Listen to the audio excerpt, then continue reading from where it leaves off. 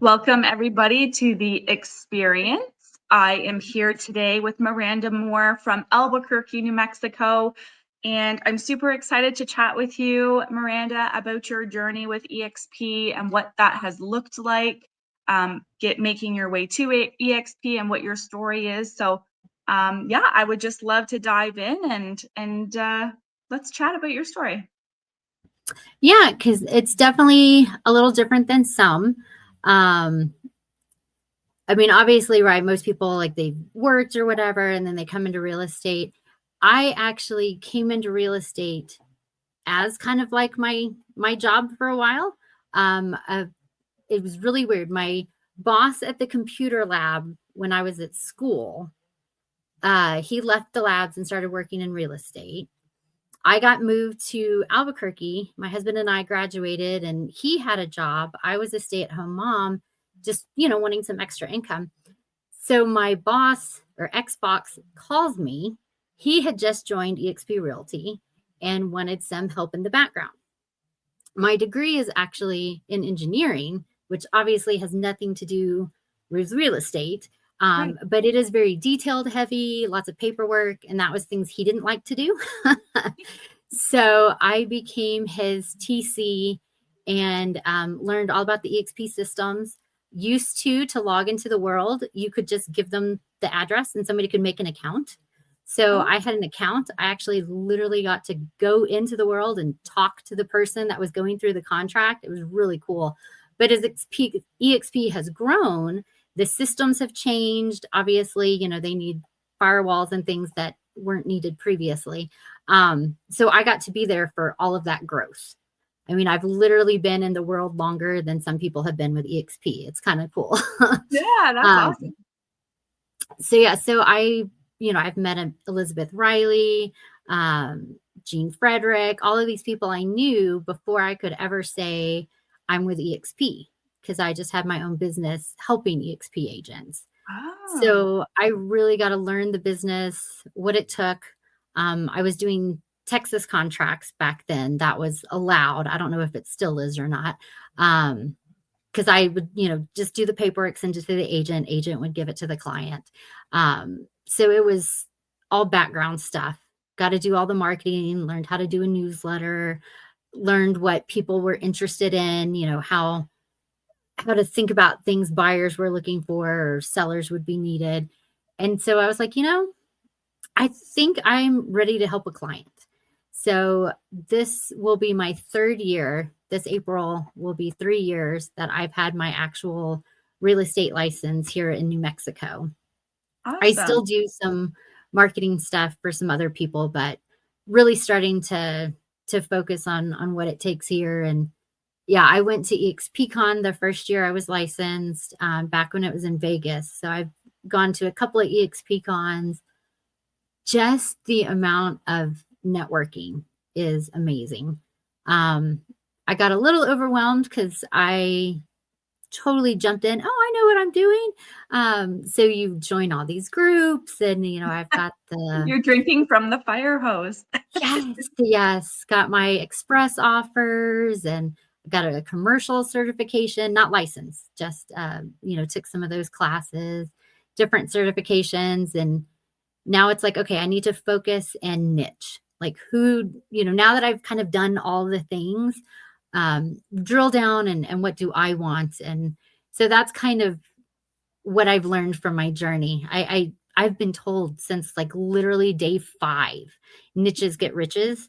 And I was like, no, I'm going to do all the things. Yeah, No, it's good to niche. yeah.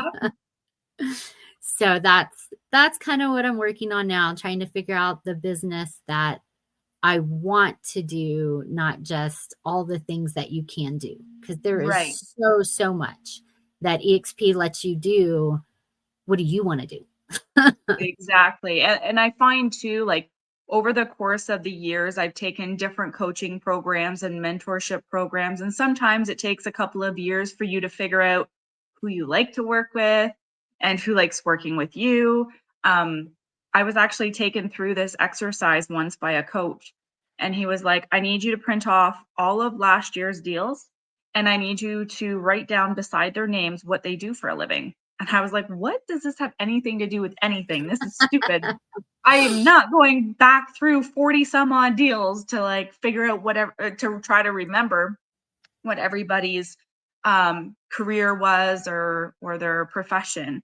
And he's like, no, I need you to do that. And it's amazing what you can actually extract from that information. The trend for me was mature couples, which is bizarre, mature couples with no children. I work a ton with those types of people, which I'm like, I never really noticed a trend before, but that's okay. I have 2 children of my own, so why would people like that be interested in working with me? And people that worked in healthcare and gay couples. It was the most bizarre thing. Those were like the top 3 niches or whatever you want to call it that wanted that, I worked a lot with. So then you can hone in on taking that information and going, who out of these groups of people do I really, really love working with? Which it always ended up that I loved working with older people who were more in the retirement stages, which I think I really valued the fact that they trusted me because not that 10 out of 10 times they were older than me, right? I was younger than them. So of course I appreciated the fact that they trusted me with, going through the real estate experience. But yeah, no, it's really cool to kind of have the opportunity to choose, first of all, who you want to work with, and then who you want to really target as your clients.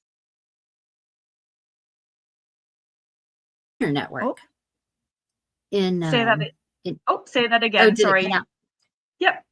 In workplace, right, which I know we're losing, but we also have the senior network. So if Mm-hmm. that's your goal, like you can go into that network and then from there even niche it down more. If it's Yeah. more retired versus like my elderly mom kind of thing, Yep. trying to figure out who to help. Yeah. And I think too that I guess people just get a feeling when they work like with you or they're interviewing to work with you. I think people will genuinely get a feel for whether or not they can trust you. And I think there's a big deal when it comes to elderly people, for example, who are, transitioning from their final home to a retirement or to a nursing home or something like that, right? There's a lot of trust that's involved in that. And usually that big lump sum of money from selling that property generally is cash, and they want to make sure that they're taking as much of it with them so that they can use that money to live further, so that they don't outlive their money. They don't want to outlive Right. their money, right? Which is a very, very big problem here in Canada. Anyways, it is a very scary situation. And the more I work with elderly people, I'm realizing like they were not educated in the financial industry very well, so they're not well equipped to live long enough to use their money, if that makes sense. Like Yeah. they're outliving their money basically is the problem. So there's a lot of trust that has to be gained for sure working with older senior people. Well, and that's something they don't tell you in real estate school is these are the network connections you need. It's always, to get leads. No, I also need to be able to help my clients. I need to know that financial planner. I need to Yeah. know that divorce attorney. I need to know Mhm. these contractors. Because even selling their house, regardless, do I need to bring a contractor in and maybe put some money into the house before they can sell it? So just all about networking and connections more so And than building anybody ever tells you. Yeah, and building those strategic alliances with business professionals outside of your spectrum, like you were saying, contractors, lawyers, all those people, these people are key people in the experience in itself, other than you, right? So you need to make sure. And there's been times where I've had clients actually say, "Oh yeah, my mom and dad, suggested I use so and so for a real estate lawyer." And I've been like, I've had nothing but bad experiences with them for the last 5 times I've tried to use them. Let's maybe look at other options, because I don't want your deal to fall apart because this lawyer is incompetent and can't, do their job properly. And I've been able to kind of put some of those fires out just with those relationships that you build with, these other professionals. And you want to make sure that your clients are taken care of. Like, you don't Oh, want them just using whoever, right? and the same thing with title companies and lenders. I've got a few lenders, they're all wonderful. But if you're this kind of buyer, I'm going to give you to this lender. If you're, Yes, this kind of buyer, I'm going to give you to this lender, because they just have different programs and different expertise, the same way we do as agents and brokers. for sure. Now, obviously I know you're working for somebody who was with eXp already. But with that being said, did you look at other options, other brokerages to join when you were getting licensed and kind of getting ready to jump in, or was eXp the only option for you? I knew a couple of other local people that were at different companies. The guy I worked for at eXp, he actually left, and I think since leaving, is he at brokerage number 4? Brokerage number 4 or 5. Like, he kept switching. And since I was helping him with his contracts, I got to learn a little bit about the brokerage and how I absolutely would never go there. Okay. Yeah. I won't say it. One of them, everybody would know if I said it. So, Great. and there's a couple of smaller boutique ones, and just the things certain ones offer, it's like, it's not worth it. I already know the EXP systems. Yeah. I know a lot of people aren't huge, like, I love KV Core. No, I love KV Core. I love KV Core because I know KV Core. I've been working Yeah. with it for so many Yeah. years. And it's all about your comfort zone. Yep. Since I was already comfortable here, why would I want to get out of my comfort zone? Yeah. And once you learn the system, it's easy to continue on. But the thing is what I find, some agents get thrown in, and maybe they've already been an agent with another company and they're being thrown in. Generally speaking, they're working with buyers and sellers already. So that's already busy.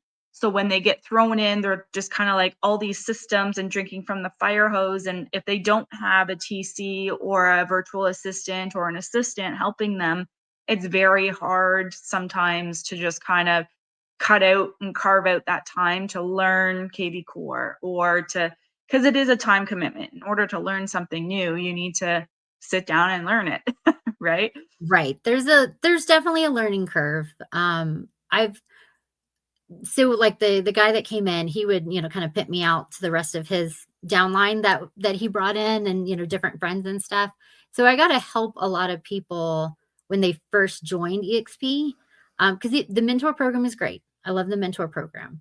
The concierge program is great, but it's one of those things, you got like 50 emails when you joined EXP. Yeah.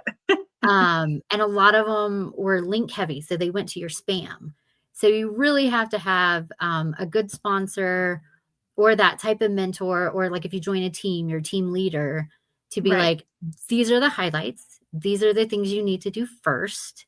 Yeah. We have a new member class. I think it's held once a month. So if you're new to EXP, or you just want a refresher, our QB teaches a class and lets you know the important things, especially for New Mexico, because obviously the rules here are different than the rules you have, Right.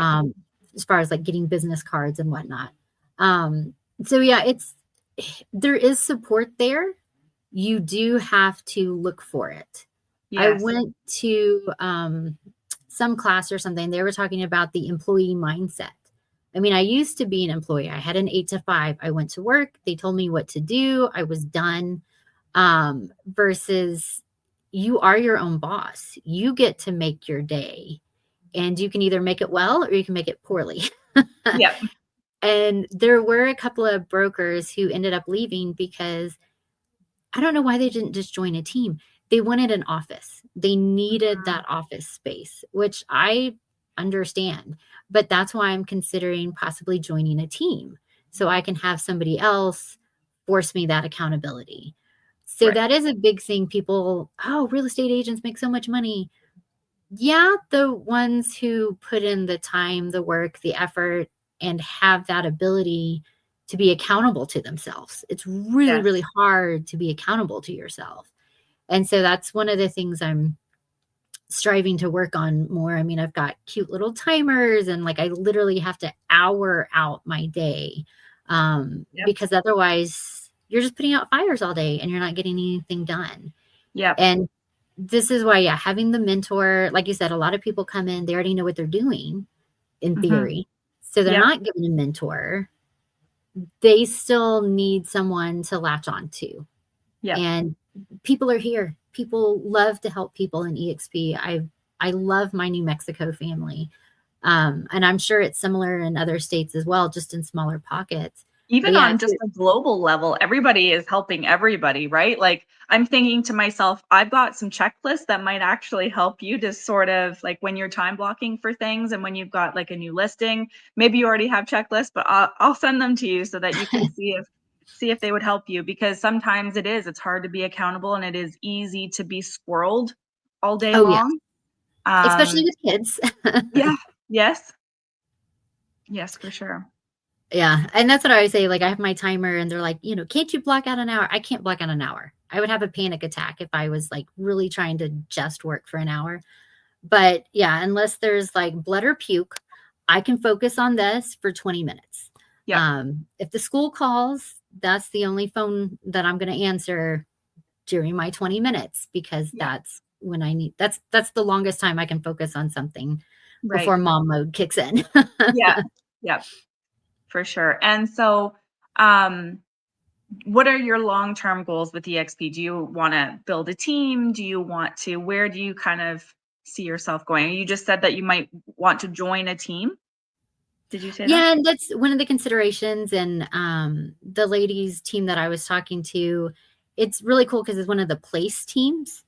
And so Okay. you can even kind of mature in the team and have like your own kind of subgroup in the group. Um, I mean, like I said, I helped a lot of people when they joined EXP get set up, even outside of real estate. My kind of goal in business or whatever was I was going to kind of be an in between person. You know what you want, how to build what they want. Let me, bridge this gap. Yeah. And so I definitely see myself in some kind of, coach slash mentor role at some point. I mean, still doing some deals on the side, but I'd rather have people under me that I'm helping inspire and build up and give them the tools that they need because maybe they can use them more effectively than me Right. and I can more effectively tell them what they need. Exactly. Yeah. Sometimes we just have more of a leadership role where it's like, I know what you need to do. I'm going to tell you what you need to do. And then that's kind of on you, whether you do it or not. But being able to help them structure what it is that they need to do and how to do it and just kind of say, here's your stepping stones. This one first, this one next, and then just kind Mhm. of go on, right? Right. Yeah. Here's the program you need to do. Here's the person you need to talk to. Because, like I said, I mean, you've been in the world. It's easy to be completely distracted with everything that's going on and what groups you should join, what you should pay attention to. And until you figure out what you want to do, you're just swimming in an ocean, despite the fact it really is just a pond. Yeah. And the thing is I call it the consumer coma. You're just consuming so much. You're at a point where you just kind of become like a standstill. I joke about a book I'm going to write someday, or I'm writing. I just haven't finished it. It's called The Coaching Coma. And it's for those who are just trying to take as much as they can from all these coaches. This is personal experience. And you're like, oh, I really like that coach's perspective or take on this, and oh, I want that coach for this and that coach for this. And I did that for probably 3 or 4 years after, like, from 2020 to last year, 2024. And I was trying to learn all these things from all these different coaches, and it just was not beneficial whatsoever. It was a complete waste of money in the sense of it was all great content, but it was way too much that I could actually comprehend because there was just too much. So it's hard to, because with EXP we're so diverse and we've got so much available. It is very, very easy to just be consumed and not have any idea what to do or how to move forward. Because I know it because I joined EXP at one time too, and I was coming over from a different brokerage, and I also had my own listings and buyers at that time too. And it's really hard to just be like, whoa, okay, like what do I actually need to do when I, first come over? What is it that is like the most important thing for me to do? And having somebody there to help say, you're going to get 56 emails today and tomorrow. All you need to worry about is this and this and this, and get that out of the way. And then the rest can come later. You don't have to do everything in the next 48 hours. Right. Yeah. Well, and even going to EXPCon, there's like 4 different certifications that you can get sometimes. Yeah. Don't do it. No.